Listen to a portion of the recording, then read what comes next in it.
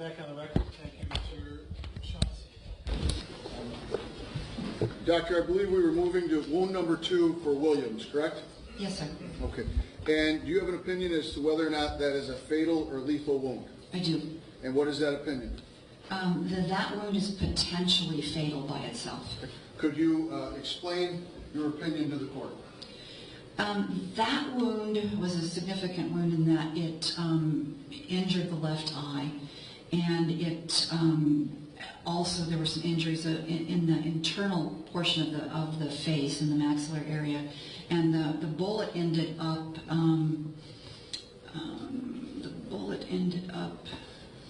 Let me look at my notes here. Right posterior base of the skull, soft tissue. And so it depends on how much bleeding there was from that. It depends on how much force there was from that projectile, as if there was actually an underlying brain injury. Potentially, there could have been loss of consciousness, but I can't say that. I can't say that absolutely. So I just said it's potentially lethal by itself. And as we're examining or going through your opinions regarding each wound, we're doing that when we consider them individually, correct? Correct. Okay. And obviously, collectively, you would have some different opinions. Collectively, even with this number of wounds, even less serious injuries could be lethal when combined. Okay. Do you have an opinion as to whether or not wound number 2 was pre, post, or perimortem? I have an opinion. And what is that opinion? I classified that as perimortem.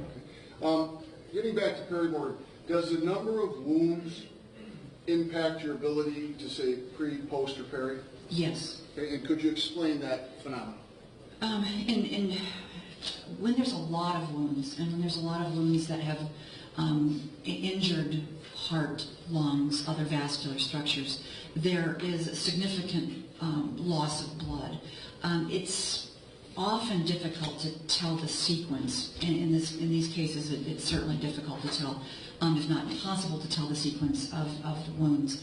And therefore, one of the markers that I looked for is there a mention of hemorrhage? Although hemorrhage or loss of blood by itself can come just from an injured blood vessel. And so I'm looking for either the word hemorrhage or no hemorrhage, but you may have no blood pressure, and so you may get no hemorrhage, but you may technically still be alive. And so it becomes virtually impossible with this many wounds to tell what's pre-mortem, what's post-mortem, and so perimortem is, I believe, the best classification, unless there's some strong indication that it may be pre-mortem. Okay. And you did not feel in any of the wounds, whether it be Williams or Russell, that you could say to a reasonable degree of medical certainty that there was a post-mortem? I did not. Okay. Do you have an opinion, doctor, as to whether or not wound number 2 for Williams is consistent with being fired from the hood of the Malibu or the trunk of zone car 238? I do. And what is that opinion, doctor? That it is inconsistent. Okay. And what do you base that opinion on? The same things, the location of the shooter, the appearance of the body shortly after death, the location, and the trajectory of the wound. Could you demonstrate, as you did for wound number 1, wound number 2 for the court? Wound number 1 was coming in the left eye area, the left eyelid in the left eye. Give me wound number 2, I'm sorry. I'm sorry, wound number 2, yes.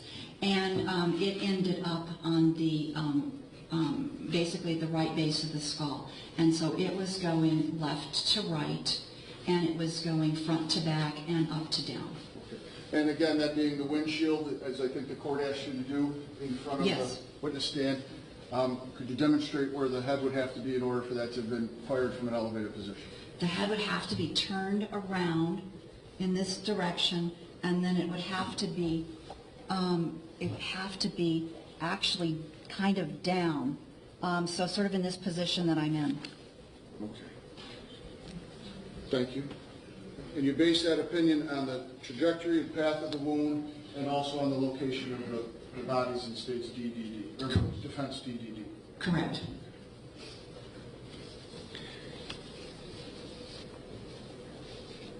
Doctor, directing your attention to wound number 8 for Williams. Do you have an opinion as to whether or not this was a fatal or lethal wound? I do. And what is that opinion, doctor? I thought it was potentially lethal. Okay, and could you explain that? That projectile, that bullet injured the right lung. There was lung tissue injury, and that is potentially, if left by itself, if left medically untreated, is a potentially lethal wound. Okay. Could you explain the course and direction of that? That one is, I have to use my notes for these because there's so many. It is from front to back, and it is left to right. Okay. Do you have an opinion, doctor, as to whether wound number 8 was pre, post, or perimortem? I do. And that opinion is? I called it perimortem. Okay. For the same reasons you've already articulated? Yes, sir. Okay. Doctor, do you have an opinion or reasonable degree of medical certainty whether or not wound number 8 is consistent with having been fired from the hood of the Malibu or the trunk of 238? I do. And what is that opinion? That it is inconsistent. Okay. And could you, as you've done previously, could you explain to the court why? This one was basically horizontal, and it was going from left to right, front to back, but along the horizontal plane. And so to get that position, you not only have to turn quite a bit to the left, but then to get into the horizontal, but then you have to get it basically up like this to be able to get that trajectory. And based upon a reasonable degree of medical certainty and the condition that you found or see in defense DDD, that wound number 8 is inconsistent with having been fired from the hood of the Malibu or the trunk of 238. Correct. Can I direct you to wound number 9, doctor? Yes, Okay. Is that lethal? it is. Okay. Do you have an opinion as to whether it's pre or post-mortem or perimortem? I do. And what is that? Perimortem. Okay. Same reasoning? Same reasoning. Okay. Could you explain the path and course and direction of that wound? This one was left to right, front to back, and downward. Do you have an opinion on whether or not this wound would be consistent with having been fired from the trunk of 238 or the hood of the Malibu? I do. And what is that opinion? Yes. Okay. That one is consistent. Yes. Doctor, I'd like to direct your attention to wound number 10. Okay. Okay. Is that fatal or lethal? Yes, by itself. Okay. Do you have an opinion as to whether or not that's pre, post, or perimortem? I do. And your opinion is? Because of the mention of hemorrhage along the wound track, I called it premortem. Okay. Could you describe for the court the course, direction, and path of that wound? This one was left to right, it was front to back, and it was downward, and there was injury of the right atrium of the heart and the superior vena cava. Okay. Doctor, do you have an opinion as to whether or not that wound was consistent with being fired from the hood of the Malibu or the trunk of 238? I do. And what is that opinion? It could be. Okay. Doctor, I'd like to direct your attention to wound number 11 for Williams. Okay. Yes. Is that a fatal or potentially fatal wound? Yes. Okay. In and of itself? Yes, sir. And how long would that wound take to either incapacitation or death? That one injured the right ventricle of the heart and the right kidney, and so there would be a period of time, but not a long period of time, again by itself, because of the heart injury. Okay. When you say a period of time individually, can you quantify that just for this wound? It's not the major pumping chamber, but it is a pumping chamber. It pumps to the lungs, and so I would say if there's no underlying medical illnesses, it could be a number of minutes. It could be unconsciousness even sooner than that, within a minute or less. It's really variable.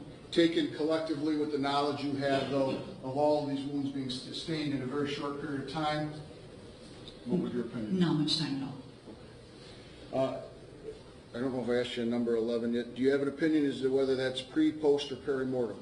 On number 11? Yes. Perry Morton. Okay. And I think you just told us the path and direction when you were giving that other answer, correct? On number 11? Yes. Yes. Okay. And do you have an opinion as to whether, to reasonable degree of medical certainty, whether wound number 11 would have been sustained from an elevated shooter on top of the Malibu or the trunk of 238? Okay, number 11. Number 11, the angle is not very steep, and so I have an opinion. And what is that opinion, doctor? That it is inconsistent. Okay, and could you describe for the court, as you've done previously, the positioning and what your reasoning is? Okay, number 11.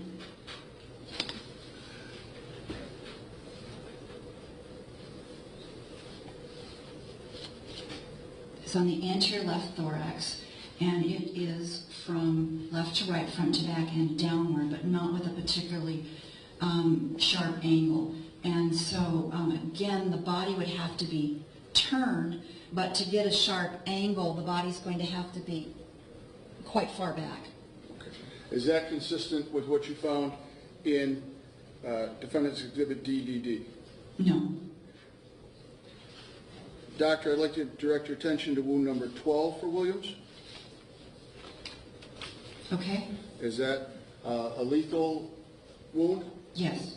in and of itself? Yes. Okay. Is that pre, post, or perimortem? I called it perimortem. Okay.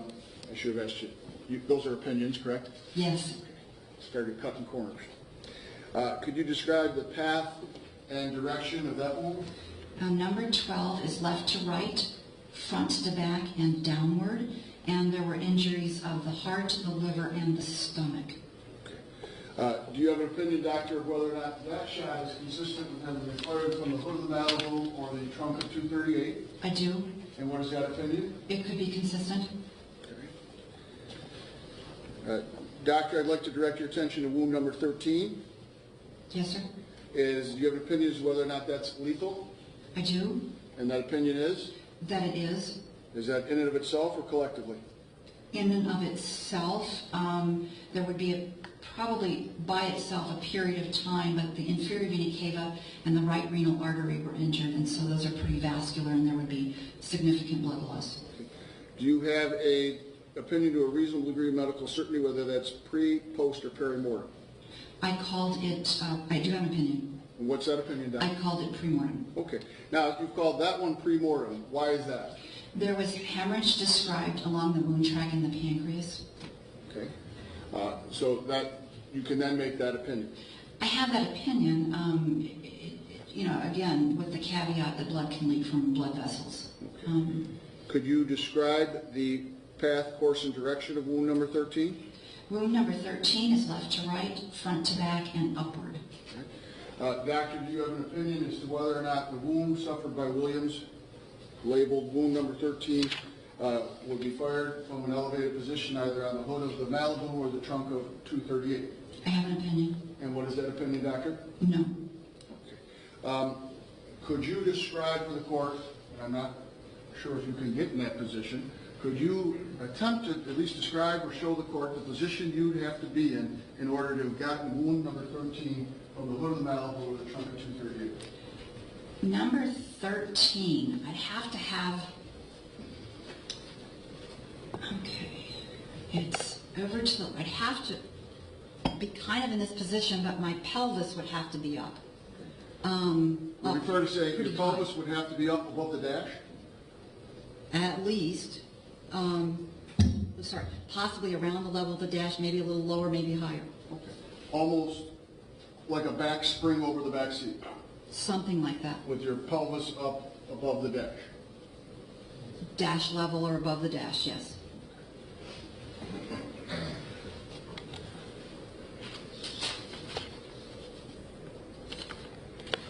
Doctor, does that conclude the fatal wounds that you reviewed regarding Williams?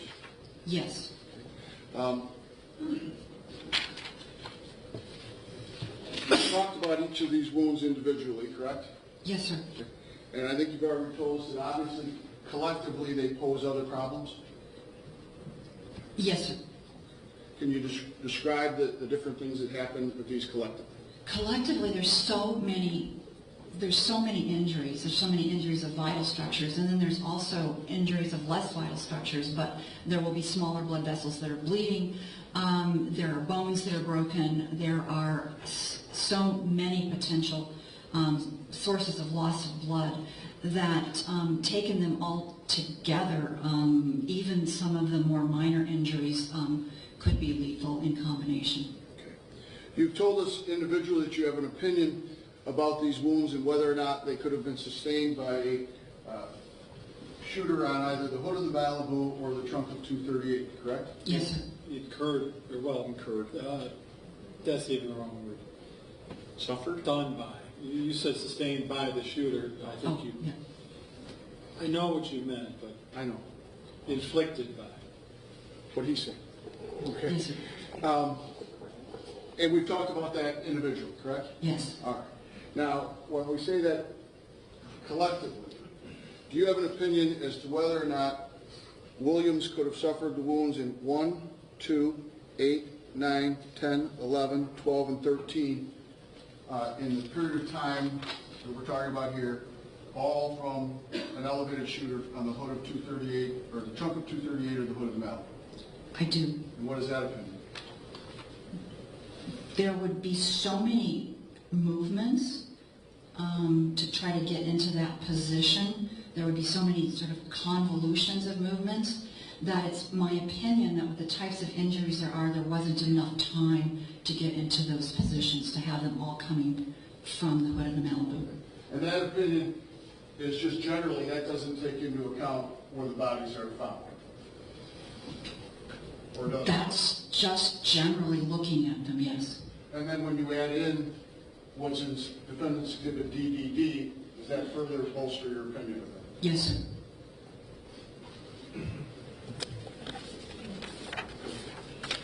And again, that concludes the wounds that you determined to be fatal or potentially fatal for Williams, correct?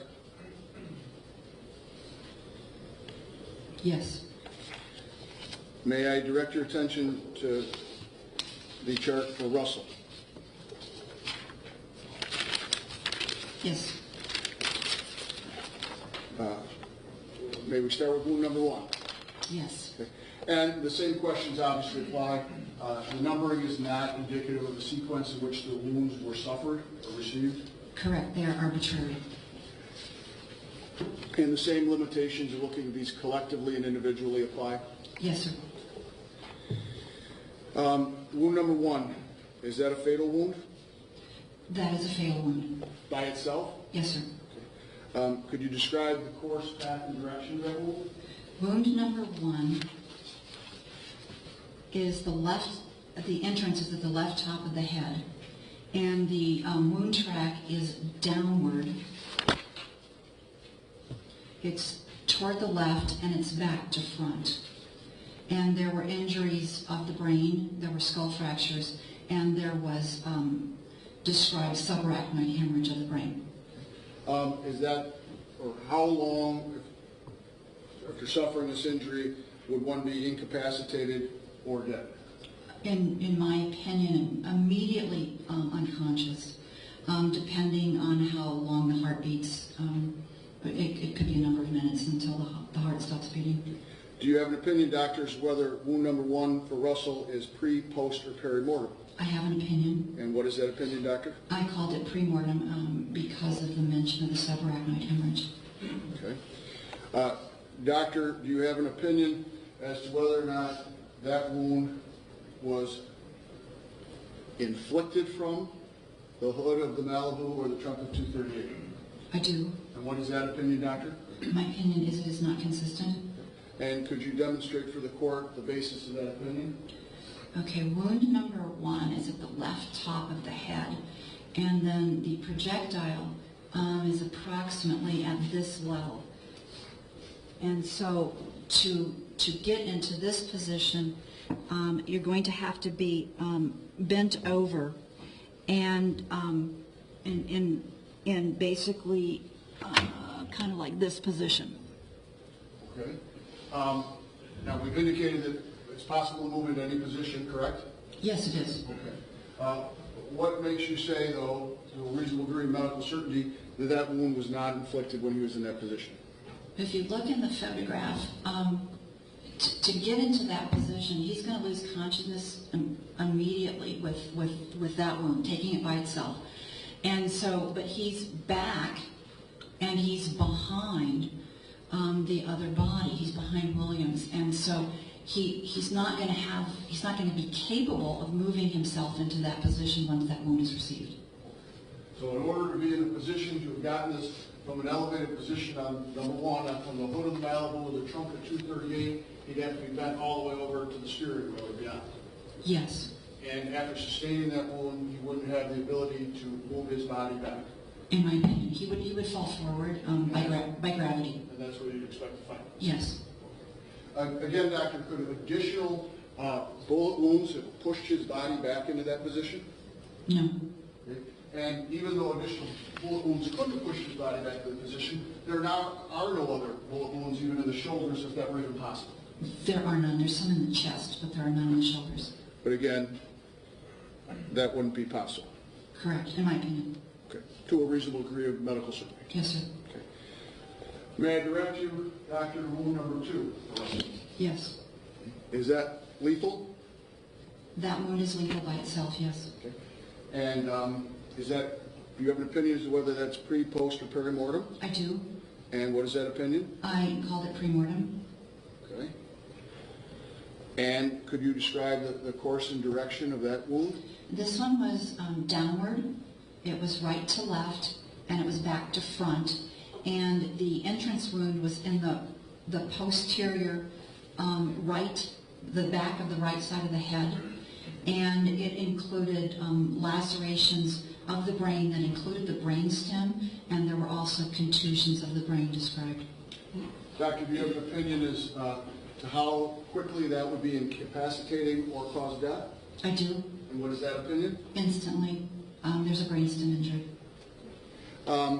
Doctor, do you have an opinion as to whether or not that wound was inflicted from the hood of the Malibu or the trunk of 238? I do. And what is that opinion, doctor? That it is inconsistent. Would you again describe for the court, or as you have previously, of why you hold that opinion? This entrance wound is in the back of the right side of the head, and then it's going from right to left, and the approximate location of the projectile would be here. And so to get into that position, this portion, the back of the head, is going to have to be presented to the shooter.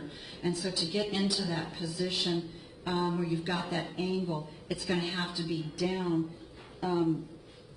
It's going to have to be, gosh, like basically you have to go all the way around like this. Okay. Or down like this. Okay. And that's immediately incapacitated? It's immediately, yeah, there's brainstem injury. Okay. So having shown the court the position that one would have to be in to sustain that from a shooter on the hood of the Malibu or the trunk of 238, referring you again to Defendant's Exhibit DDD, can you just explain to the court why you hold the opinion that that shot did not come from that elevated location?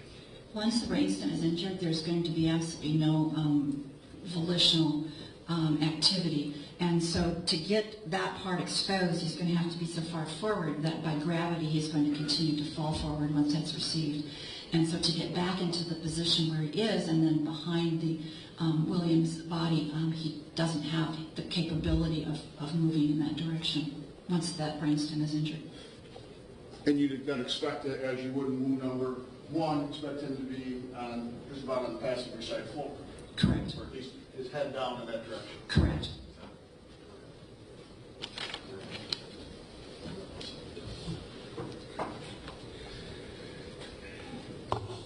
Doctor, I'd like to now direct your attention to the series that I think has been labeled, the series labeled number 15, okay? Yes. And I know some numbering has been A, B, C, D, E, F, G, and so on, correct?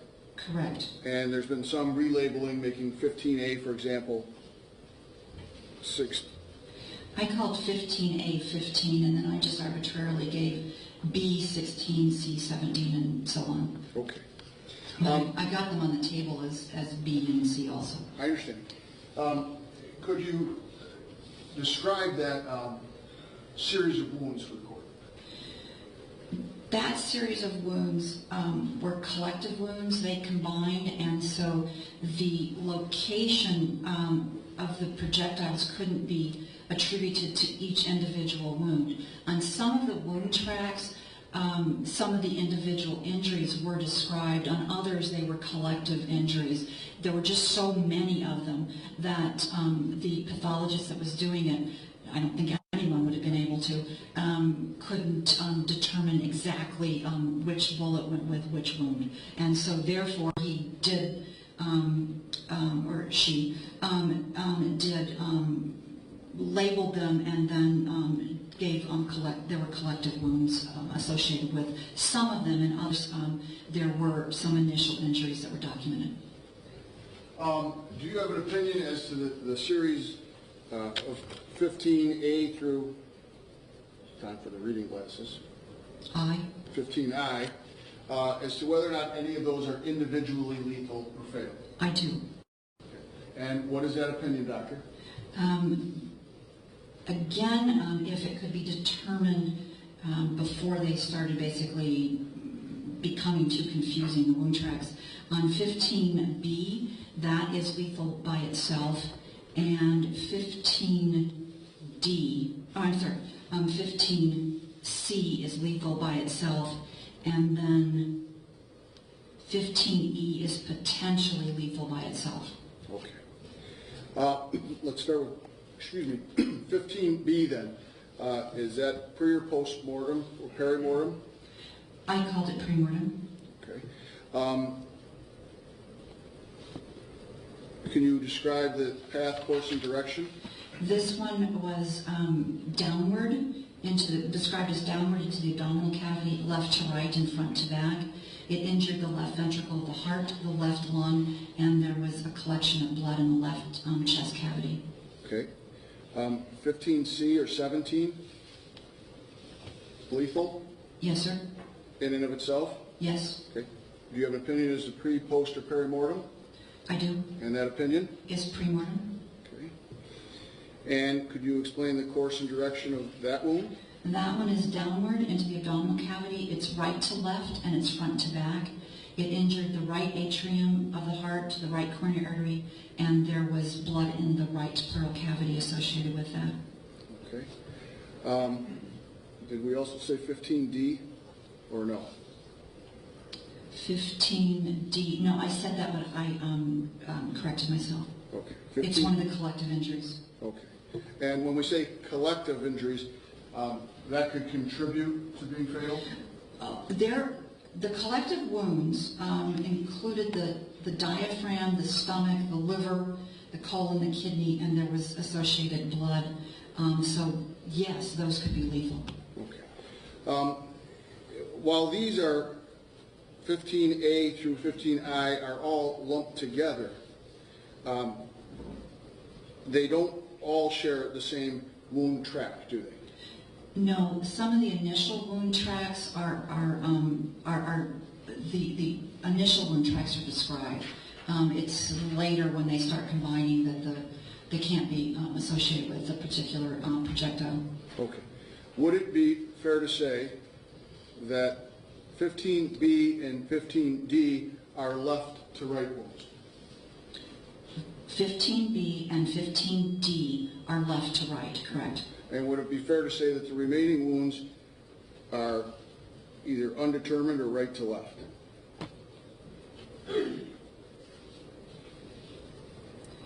A is front to back, C is right to left, E is right to left, F is front to back, and the remaining are front to back. Okay. Doctor, do you have an opinion? I know I asked you about B, and C. Do you have an opinion on the other wounds in the series titled 15 as to whether they're pre, post, or perimortem?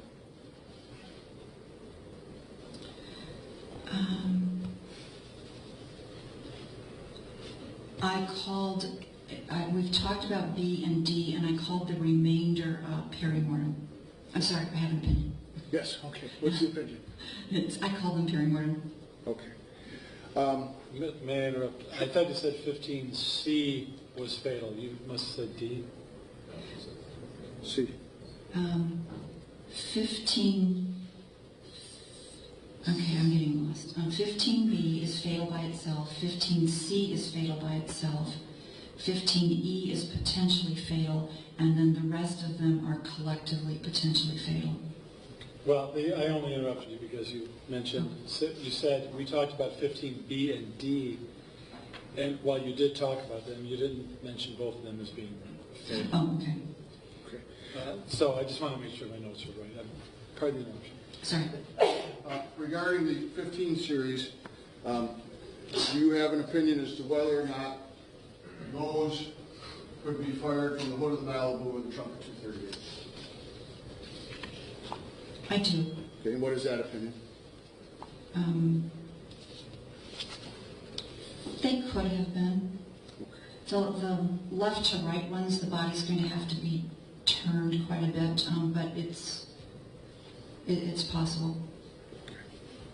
Now, Doctor, we talked about a number of wounds. Does that conclude the fatal wounds for Russell? Or potentially fatal wounds? Yes. Okay. Now, again, we spoke of those individually, correct? Yes. And collectively sustained in a short period of time, correct? Correct. Okay. I know you've said that wounds number 1 and wounds number 2 are inconsistent with having been fired for a reasonable degree of medical certainty from the hood of the Malibu or the trunk of 238, correct? Correct. Okay. So do you have a opinion or a reasonable degree of medical certainty as to whether or not Russell could have suffered all of his fatal wounds from either the hood of the Malibu or the trunk of 238? I do. And what is that? It would be, no. There would have to be, like before, there would have to be too many movements and too many convolutions. Can I refer you back to your report, Doctor? Yes. And you outlined in your narrative the things that you did, correct? Correct. And you did express your opinion regarding this on the second page? I did. And directing you to paragraph 3 there, fatal injuries of Timothy Russell. Could you give us that opinion? Fatal injuries of Timothy Russell? Yes. The third paragraph down? Yeah. You want me Could you just, to read that? yeah, could you just give us that opinion? And you hold this opinion to a reasonable degree of medical certainty, correct? Yes. And what is that opinion? Fatal injuries of Timothy Russell that are not consistent with the trajectories of the shots fired by Officer Brelo from CPD unit number 238 and from the Chevrolet Malibu include wounds 1 and 2, both immediately lethal injuries of the brain. Fatal injuries of Malissa Williams that are not consistent with the trajectories of the shots fired by Officer Brelo from CPD unit number 238 and from the Chevrolet Malibu includes 1, 2, 8, 11, and 13. These include injuries of the brain that would have been immediately lethal and injuries of the heart and aorta that would have been very quickly lethal. Okay. Did you express another opinion in the next paragraph? I did. Would you please read that for us? It is my opinion that the occupants of the Chevrolet Malibu, Timothy Russell and Malissa Williams, were already deceased when fire determined by Officer Brelo. Okay. And I think you've indicated they were in perimortem on various wounds? Many of the wounds I indicated were perimortem. And those opinions are based upon a reasonable degree of medical certainty? Yes. Can I have a moment, Judge? Sure.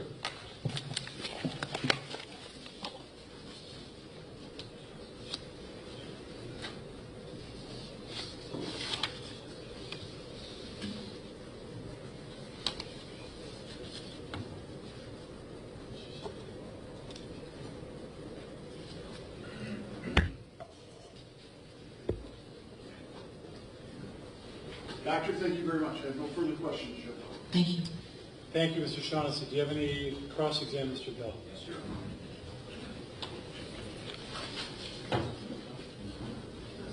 I have about 2 minutes, Your Honor, Sure. for your court reporters.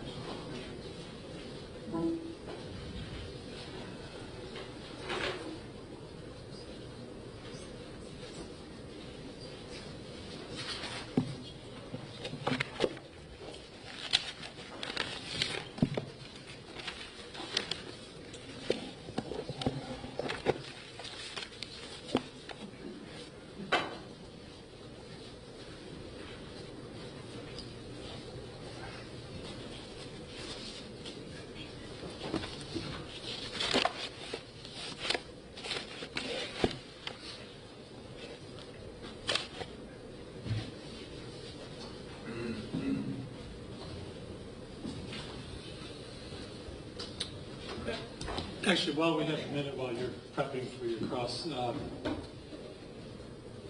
the bailiff, Ms. Amos, informed me that a spectator told her she wanted to talk to me. I don't know who that is, but ma'am, it might be you. It is you. I will tell you this. I'm not only presiding over this case as to administrate it, make the legal decisions, and from time to time try to keep the lawyers in line. I'm deciding. I'm the trier of fact. I have to conclude whether the defendant is guilty or not guilty on these charges. As a result, I cannot discuss this case with anybody. I don't know, ma'am, what you want to talk about. But the point is, I cannot speak to a person about this case other than to say I'm involved in the case and maybe give some sort of prediction on when it. That was not my request, Judge. My request was that I wanted to, as a preacher. Well, hold on. Pardon me. I can't let you talk anymore. Here's why. I don't know, but I suspect you have some position that you want to advocate, and whatever position you have or opinion you hold, you're certainly welcome to have.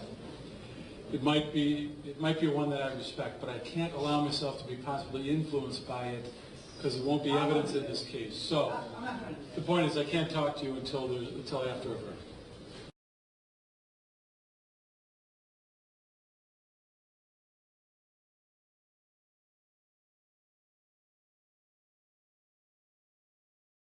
Not a public platform.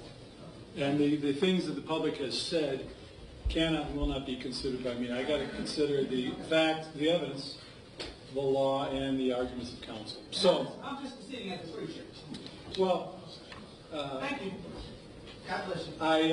Please forgive me. I'm not trying to bother you. I'm not blaming you for wanting to be involved. I'm trying to explain to you why I can't talk. I understand, Mark. If you have room for a preacher, I am here. You are welcome to attend. If you have room for a preacher or need one, I am here. I have one, but thank you. You okay, Mr. Bell? Yes, sir. Fine.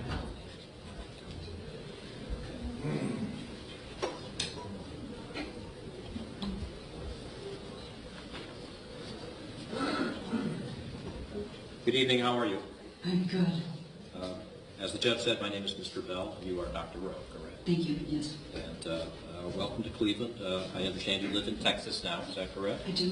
And Wisconsin and Minnesota before that, correct? Never Wisconsin, but I am licensed in You're Wisconsin. licensed. And did you work there? You didn't?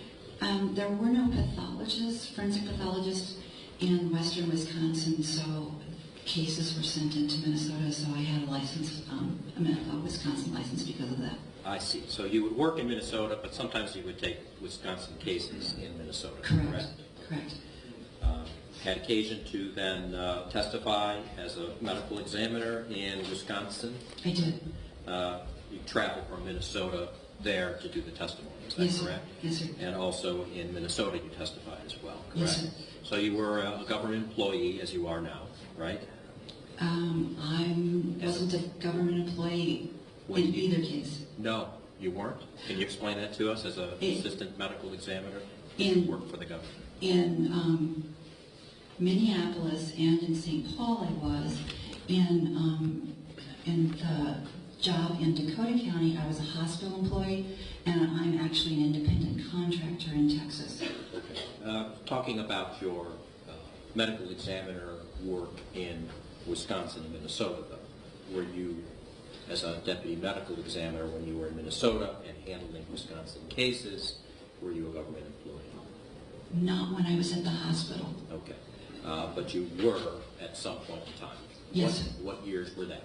Those were the years when I was in Minneapolis, which would have been for a year out of training, and then the next 12 years when I was in St. Paul. Okay. And as such, did you ever have opportunity to speak with defense attorneys about cases in which you were going to be called as an expert witness for the state? Certainly. And you would open your door and let all comers come speak to you if they wish to, correct? Certainly. And you do that even as an independent contractor in Texas, is that correct? We certainly do. So as you do your work, your autopsies, and you produce reports, you're available to be spoken to, correct? Yes, sir, by both prosecution and defense. Sure. And just as Dr. Philo or Weems, Yes, is sir. that correct? Yes. All right. And that's common. That's my understanding that they do, yes. Okay. And that's common practice, though, amongst medical examiners? Many do, not all do. But you certainly do, and you know that they do as well? Yes, it's my understanding that they do, and where I was trained, we were trained to do that. Okay. As a medical examiner, when you do autopsies, or as an independent contractor when you do autopsies, you've handled multiple gunshot wound cases before, correct? Many times, yes. Okay. And as a medical examiner, have there been occasions where there have been other medical examiners in the room with you while you are doing an autopsy on a body? You mean at the time of the autopsy? Yeah. All the time. I work with other people, and we're often in the same room. I would suspect it'd be common, and that happens. It probably depends on the size of the office. And have you been in small offices and larger offices? Yes. But in both offices, have you consulted with other assistant medical examiners during the course of doing an autopsy? Certainly. And that would not be unusual, would it? No, it's part of the enjoyment of the job. Sure. Part of your job is to, or the most important part, is to determine cause and manner of death, correct? That's one of the important tasks, yes. Okay. In fact, there's generally or usually a report that comes from it. Yes. Is that fair to say? Yeah, several reports. Okay. And usually a verdict that would go along with it that would explain what the cause and manner of death would be on a autopsy report. Yes, both on the autopsy report and then the death certificate. Okay. And you've done those before on cases where there are multiple gunshot wound cases, correct? Yes. So in those cases, any of them that you can think of in the past, would you have consulted with any other medical examiners to talk about wound tracks?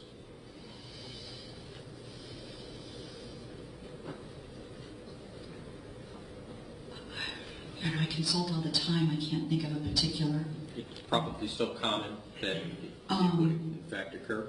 Yeah, I mean, I can remember one of our younger pathologists consulting with me because there were so many that he said, I can't figure out the wound tracks. I mean, I remember that fairly recently. Right. He couldn't, it's like the 15 sequence. Sure. Then we'll discuss that. So at the time, and it's a normal course of business for you or for others when you're working together to talk about wound tracks as well as causes of death, maybe something that piques your curiosity and while you're opening a body and doing the cutting, to say, look what I've just observed here, correct? Certainly. And observance is an important thing for your determinations, correct? Yes, it's one of the things that we do. Okay. Has anyone ever disagreed with an autopsy that you performed before in the past. Of course. You've testified before as a medical examiner or as a defense witness retained. Many times for the prosecution and some for the defense. And there's been opposition in those cases where somebody might hold a different opinion, correct? In some, yes. Okay. And in the course of your work with other people, whether there's a small or a large office, have you ever had an initial thought or opinion about what might be the cause of death, but somebody else changes your opinion during the course of the autopsy? I actually do that myself. I always do a hypothesis and then see if I'm correct, and so we do it with each other. I certainly consult during, and then we have in this current job, we have a critical case review where we consult one another every other week in a conference, and so at those times I bring difficult cases and we form a collective opinion. Okay. Sometimes during the course of autopsies, it would be fair to say that there might be differences of opinion on whether there's pre-death or post-death, or whether or not something is uncertain, correct? Certainly. It can get rather heated. Now, heated? During the course of conversations? Yes. At a coroner's office or not? Sure. Friends afterwards, but maybe... Oh, always friends, yes. Disagreements, correct? Discussions, disagreements. One person may think one thing, one person, then we discuss it with each other. Okay. Fair to say that has it ever come up in your conversations, and I would imagine it might be, you've had thousands of autopsies, correct? 6,000 to 7,000 is my estimate. 67,000? No, 6 to 7. Sorry, 6 to 7,000. Yes. Thousands. That during the course of those conversations, some of them heated perhaps, some of them not, that an opinion of yours might have been changed, correct? Yes, on occasion, yes. Have you ever, during any of those, told any of the people that you were working with or consulting with that I saw the body, I know what I saw, or shown them what it is that you're talking about?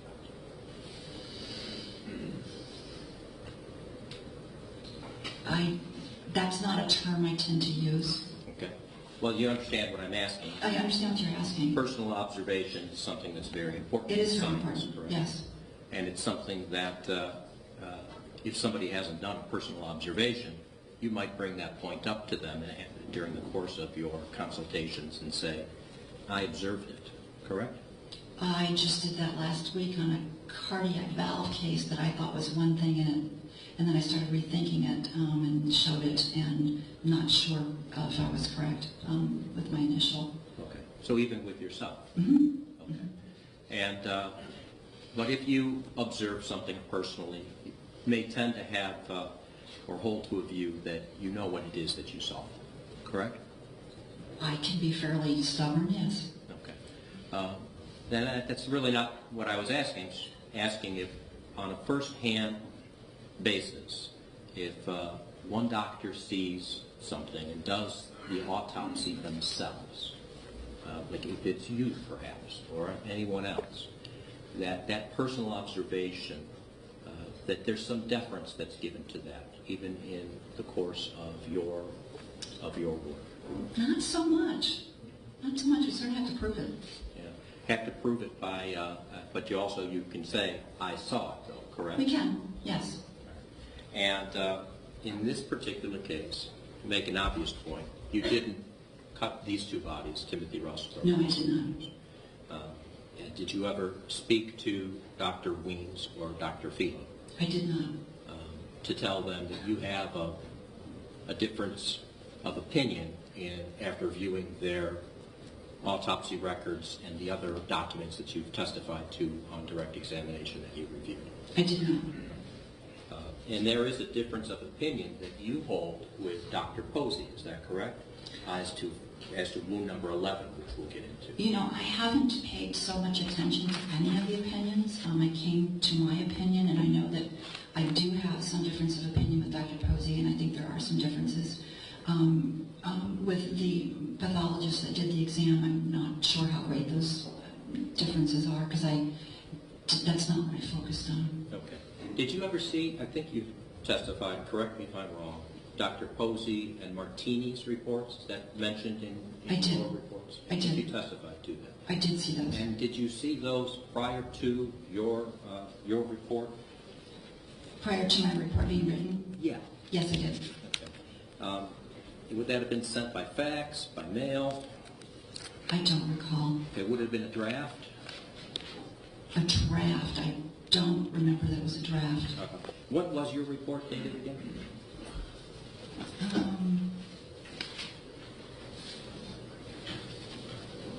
I'm not sure it is dated. Yeah, I wanted to ask you about Oh, here it is. December 1st, 2014. Do you mind if I see that?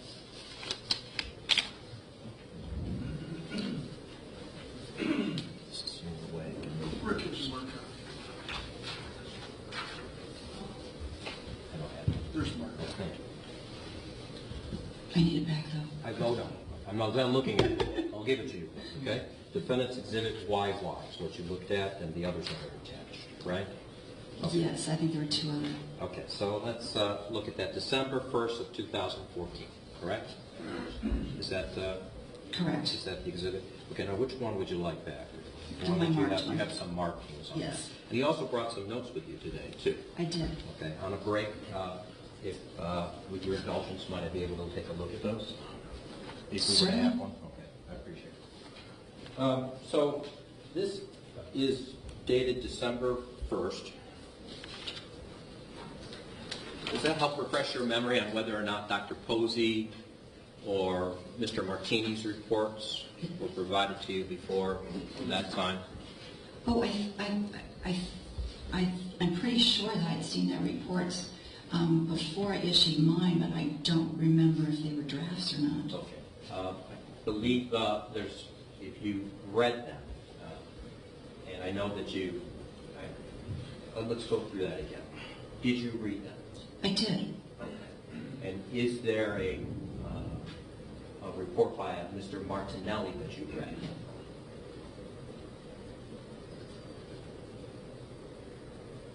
I'd have to see it to know. I don't remember for sure. Do you have a file? I do. And is it with you now? It is. Do you mind taking a look? I don't want you to feel rushed. Look about the record while she's doing that. On the subject of being rushed, Yes. Mr. Chauncey, this witness is departing when? She was scheduled to depart at 8:45 this evening. 8:30, I think. 8:30. I cannot stay for any more than 35 more minutes, and I'm not going to rush Mr. Bell. So there are two options. One requires agreement of the parties. The first would be you can agree to have the rest of her cross, or if that's done in 35 minutes, the redirect and recross by video conference. Or the other is, ma'am, you may have to be here tomorrow morning at 9 o'clock. But please focus on your testimony and not your My work tomorrow? your schedule for at least for the next 35 minutes. Have you glanced through your material? No, I was sort of panicking about my work tomorrow. Well, you mentioned being rushed, so it made me think about it. There's a method there to madness. All right. But so she took it for Martinelli, as I understand. Yes. Would you recognize it? I would, that's why, if you don't mind, I'm kind of Looking walking over. to help you. Okay.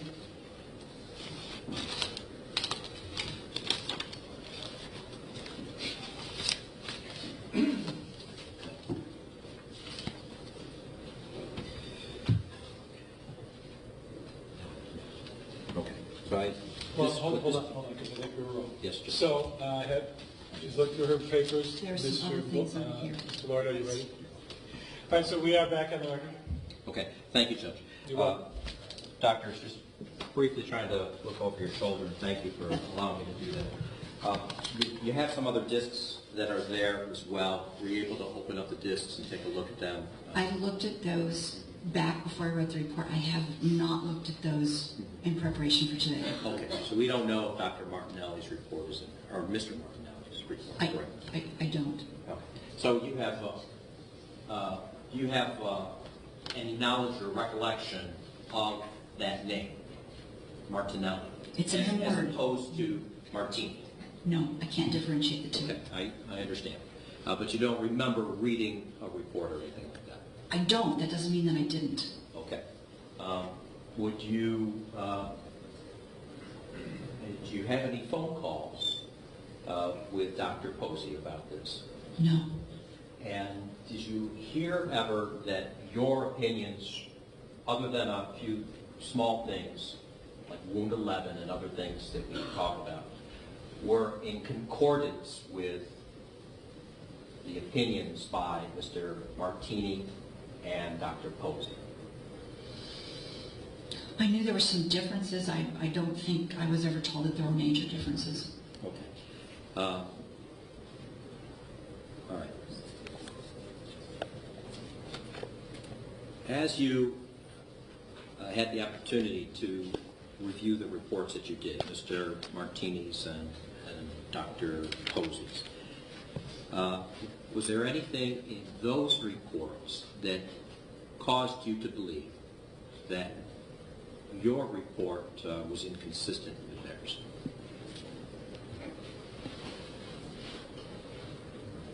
Again, I wasn't focusing on them. I knew that that my opinion wasn't entirely what Dr. Posey's was, but I wasn't, honestly, my area isn't Mr. Martini's area, so I wasn't focusing on that. Okay. Mr. Martini knows some about ballistics and trajectories, is that correct? Yes, I know about wound ballistics, but I'm not an expert in the firearms area as far as the weapons themselves. Okay. And so when you made your opinions in your report, this December 1st report, those opinions are based upon your knowledge of the case, or did you also take into account some of the information that you received from Mr. Martini? I'm sure there was some information that I took into account because I read the reports. Okay. And do you recall having some information about trajectories? Yes. Okay. And you do have...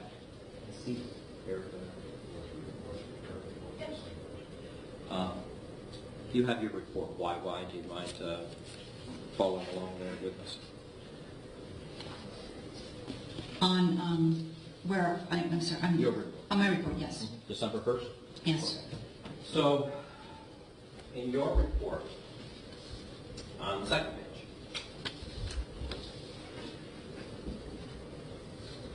I believe there's nothing, you tell me if there's anything in this report that you would change after all of these months from December 1st to now. Not at this point, no. Okay. I'm not asking you to, but there's nothing that's been brought to your attention to make you change your opinion in your report, correct? Correct. All right, so in your report, first paragraph here, following along, Officer Brelo, the last officer to fire his weapon, moved from his vehicle, CPD 217, to an elevated position on the trunk of CPD Unit 238.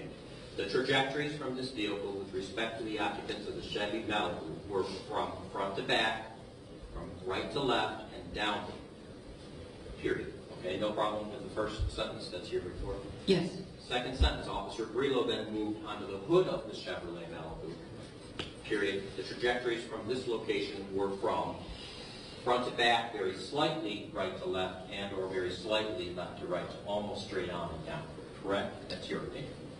Is that correct? Based upon information that you had from reviewing the trajectories in the paper documents from both Dr. Philo and Dr. Williams, as well as from information you received from Mr. Martini? I think that's fair to say, yes. Okay. And there's nothing, again, that you would change in that opinion, correct? No, not that I've been shown that. Now, in direct examination, you were asking questions by Mr. Shaughnessy about whether or not it's consistent, different wounds that occurred on the bodies, an elevated position from either the hood of the Malibu or the trunk of his own car, correct? Correct. Okay. And here from your report, you're actually able to tell us a little bit more about those trajectories and what's consistent with the hood of the Malibu versus the trunk of Zone Car 238, correct? From what I was, yes, from the information that I had, yes. Okay. And this is your report, correct? Yes, sir. And you did testify on direct about trajectories, correct? Yes, sir. You moved your head. Yes, sir. You contorted a little bit. Tried to. You got laughed at one point.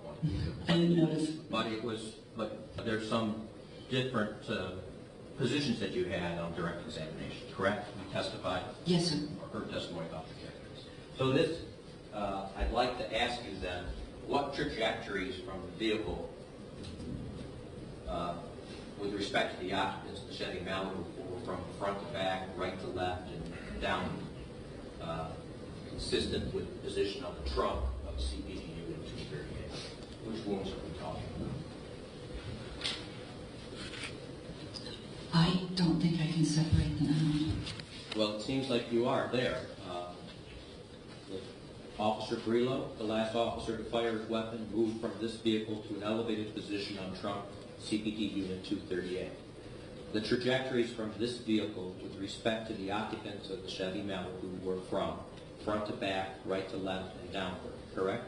Correct.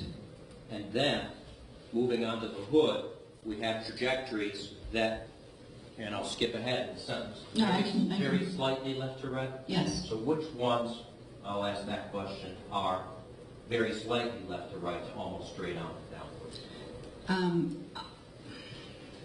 I didn't do that. We can go over them each one as we did. I'd like to, yeah. But we're not going to finish in 15 minutes. Absolutely, and that's the problem. But Well, I need to go through that, I'm sorry.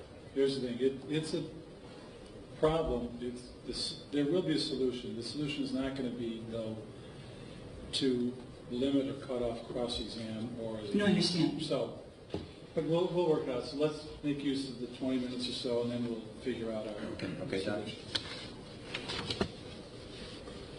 So which ones,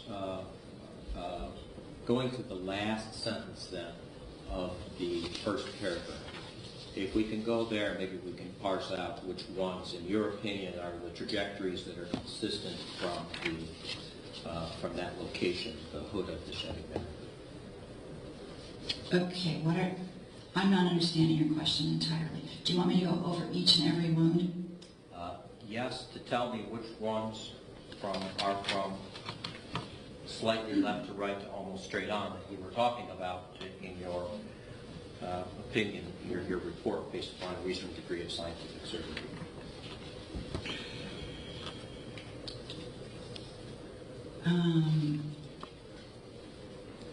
Would it be helpful? Oh, you have your... I have it right here, and I can't read that from there. No, I can bring it up closer. It's easier. I think if we go through would the wound track column help you? I'm trying to decide how to do this. I'm really kind of confused as exactly what you're asking. You want me to separate them out from slightly? I want you to tell me, I'm attempting to help you, but I'd like you to tell me how we separate them out, because you did separate them out in your opinion here. So how did we go about doing that? I did not separate them out in that's part of my letter as the information that I was given, my report. But I was actually, basically including this information when I made those determinations. I didn't actually separate them out. Okay. Well, which ones are very slightly left to right to almost straight on and down? In the slightly left to right. Okay, let me go through here. We are talking about wound tracks, right? We're talking about wound tracks, yeah. So I'll just have to go through one. Okay, one is not, two is not. I'm on Williams.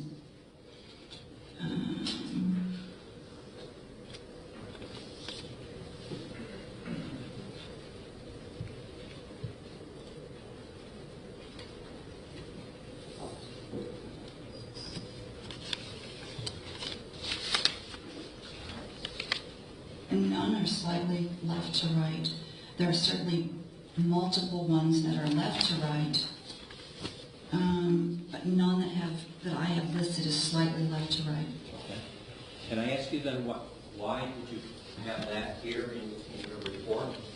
When you're talking about differentiating the trajectories of the wound paths? I think, I can't give you an answer. I think you're giving it more weight than I did. Well, I'm trying to assess the weight by asking those questions. But I didn't really separate them out when I looked.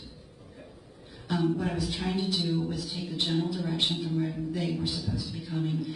And I mean, these are complex wounds.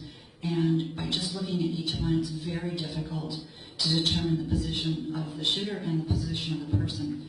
And so I was trying. You were trying? I'm sorry, I got distracted when you walked away. I'm sorry, I wasn't listening to you. I wasn't not listening to you. You were trying to do what? I don't remember my train of thought. Well, we were talking about wound tracks and what you were trying to do and how to differentiate them. Bringing up the picture of the mannequins, this should be familiar to you. Okay, so I was. Would this be assisted too? It would help, yes. Okay. And we're looking at in the middle of the monopath for the record. We have Timothy Russell on the right and Malissa Williams on the left. What wound tracks were you talking about when you wrote your letter, your opinion? What wound tracks what? In your opinion, Doctor, Yes. where you said This might help. you have something that you brought with you? Yes. And these are the notes that Yes. we talked about before? For Malissa Williams, the ones that I thought, I didn't do each one of them. I went and looked at the ones that were lethal. And so on this one, it would be wounds 1, 2, 8, 9, 10, 11, 12, and 13. And I did a little diagram myself. So those are we're talking about are the lethal wounds, correct? Correct. Okay. So which ones then, after reviewing your notes, would you say are consistent with your sentence there? The trajectories from dislocation were from front to back, very slightly right to left, and or very slightly left to right, to almost straight on and down.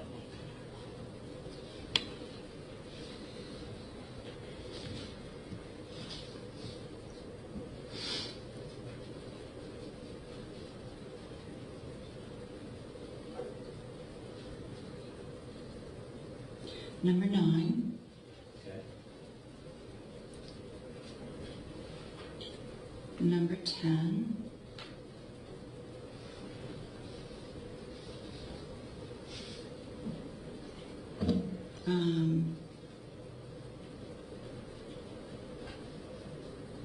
Number 12.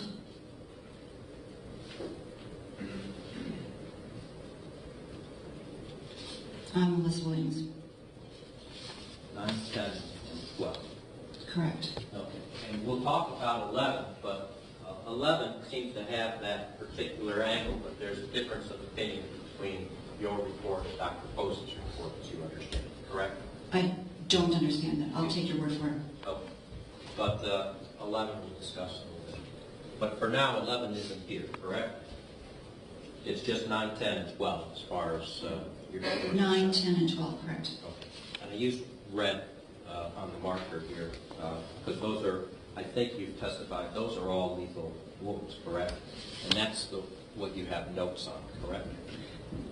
Correct. I did not do but they're either, let's see, 9, 10.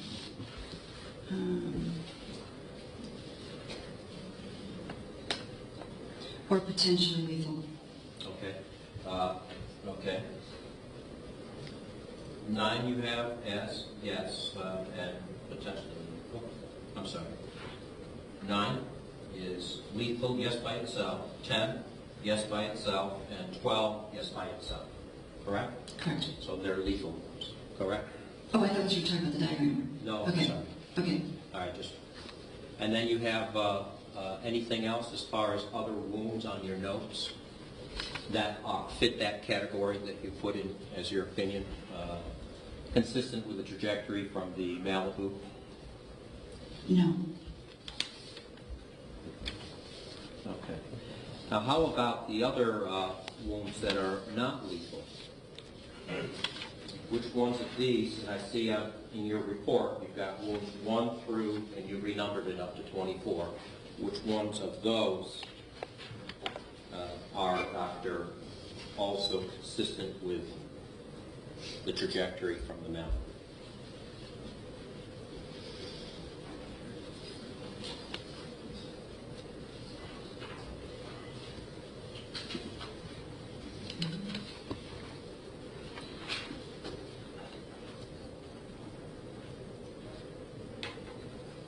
I didn't diagram those out. I'm not sure I'm going to be able to completely answer that. Okay. Are there any that you can do in Look, reviewing the paperwork yeah, that let me you look. have?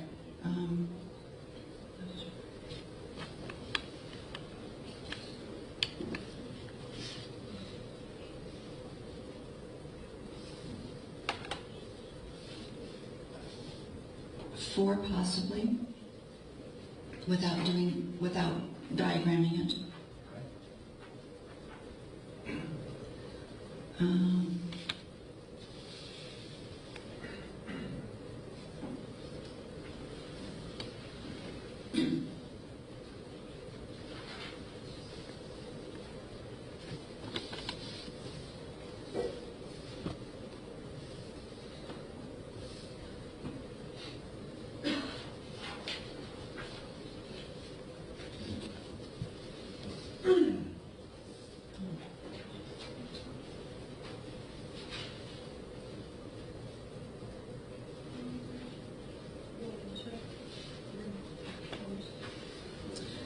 That's the only one.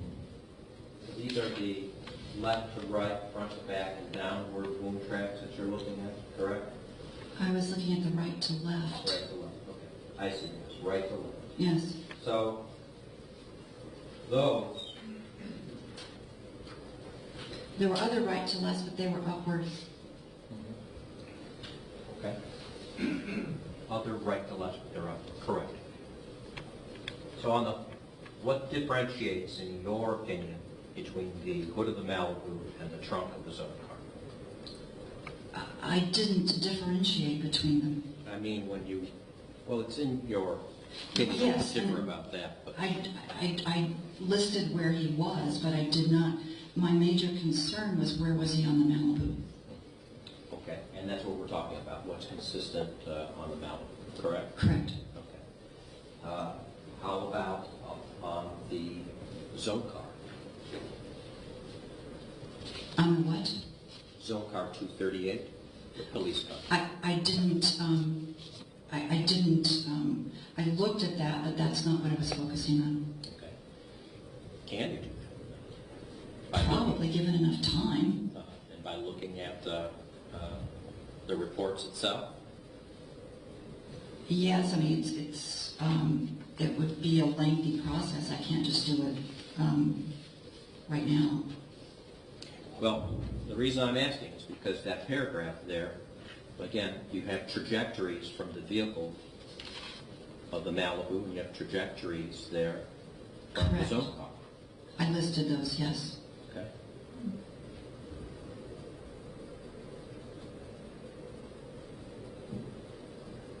Okay. All right. Well, how about the wounds on Timothy Russell?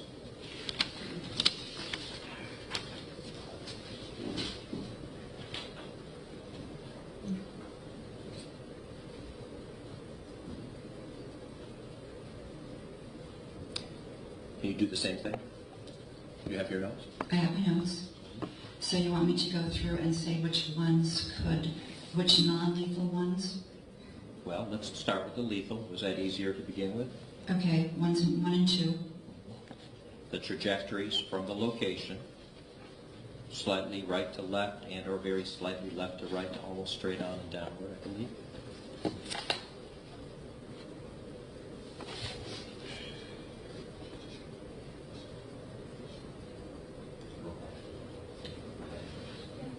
So you want just the lethal, or you want the whole thing? You want me to go over each one The of them? lethal to begin. The lethal to begin with. Okay. Not one, not two.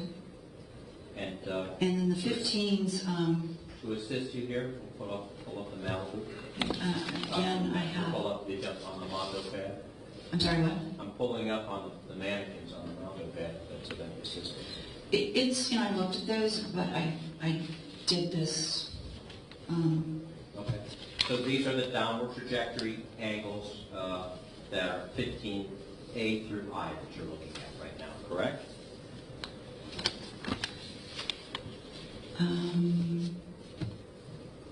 15A through I did not diagram out, so let me look. Okay. 15A through I, all but B. I think I've already gone over this, but B is left to right, and D is left to right, and A is front to back. C is right to left, front to back. E is right to left, front to back. F is front to back. G is front to back. And H is front to back. Okay. And I is front to back. So which ones are consistent with shots coming from the hood of the mountain? All of them except for B and D. Okay. A, C, E, F, G, H, and I, correct? Correct. All from the hood of the Malibu, as They could be consistent with that, yes. and then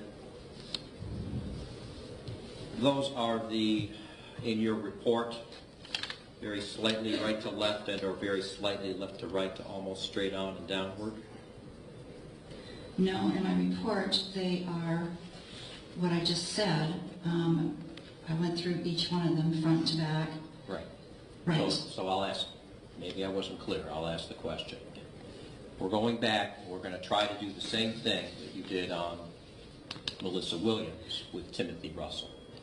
Which ones, as it's listed in your report, they're not listed, but I'm trying to figure out from what you meant by your report, which ones are from the hood of the Malibu and which ones are from the trunk of the zone car. I did not differentiate them. Okay? I was looking at the location on the Malibu. Okay, so the Malibu is what we're discussing, Mhm. correct? Yes. So, A, C, E, F, G, H, and I are consistent with the Malibu, correct? Yes.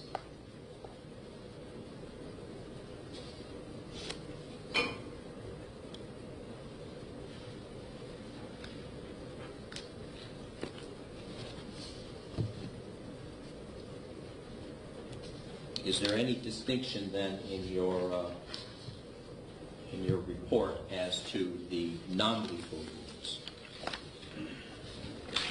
No. Have you done that? Have I done what? A review, diagramming, No. to use your word, of the No. non-lethal. I did not. Which ones are consistent with shots from the hood of the Malibu that are non-lethal?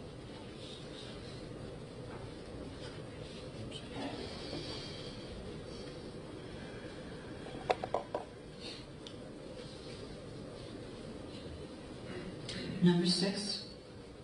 6. Mm-hmm.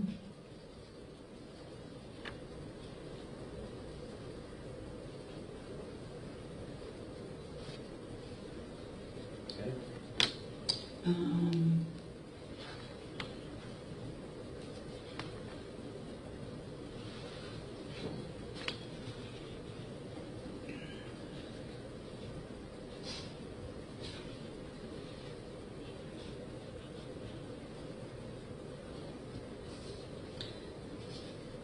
Number 6.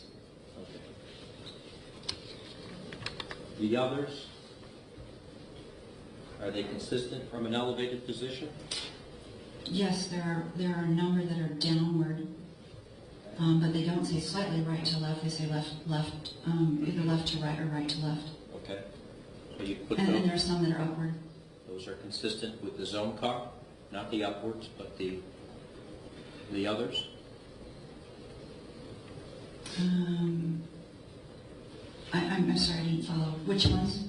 Well, we were talking about number 6. Okay. And that's consistent with the foot of the Malibu, like 15A, C, E, F, G, H, and I, correct? Correct. Okay. But 6, of course, is non-lethal, right? 6 is non-lethal. Okay. Now, which of these downward trajectories are consistent with not the hood of the Malibu, but with the zone car?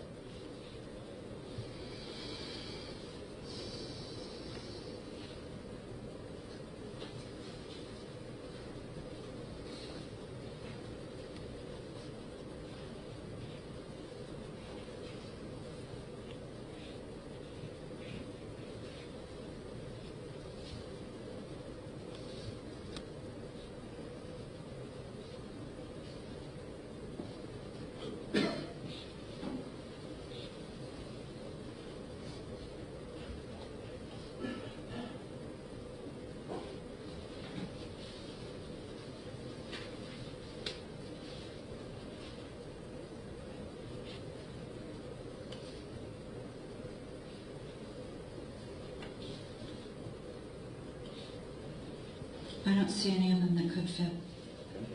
And switching back, please. Finally, for Malissa Williams, which of these are consistent with, these we're talking about the non-lethals now, being consistent with the trunk of the zone car?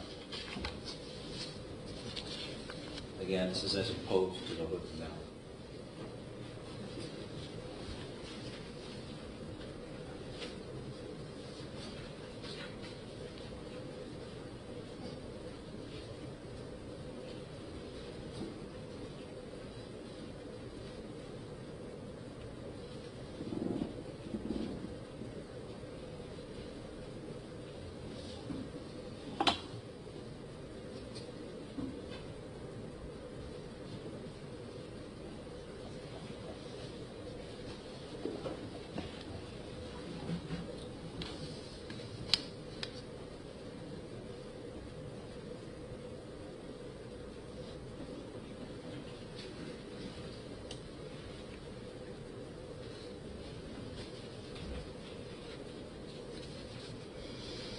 No, the right to left ones are all upward. Okay, so none of them are consistent with the... Not that I can see in doing it this way. Okay, so just for our court reporters, the first one we did, Malissa Williams, that's State's Exhibit 1247A. You see that from your screen? Could you No. help me with that? Sorry. Sorry about this. 1247A. Thank you, Doctor. And then the one we just did for, I said Malissa Williams. I should have said Timothy Russell. Okay, 1247A. And then this is 1248A. Would you agree? Down here. I'm sorry. Right here. Yes, 1248A. And this is Malissa Williams. Correct? The one where you read That is correct. Okay. And then, Dr. Eck, I may have more questions about you about these numbers and the wound tracks, so I'll ask you further questions about those later. Judge, if this is a good time, I would also ask, I advise you that I will be asking if you speak about this tonight with anyone, okay? Okay, so it is a good time. Thank you, Mr. Bell. So we're off the record. As I think about it, there are 3 options. The first is a brief video conference, probably sometime tomorrow.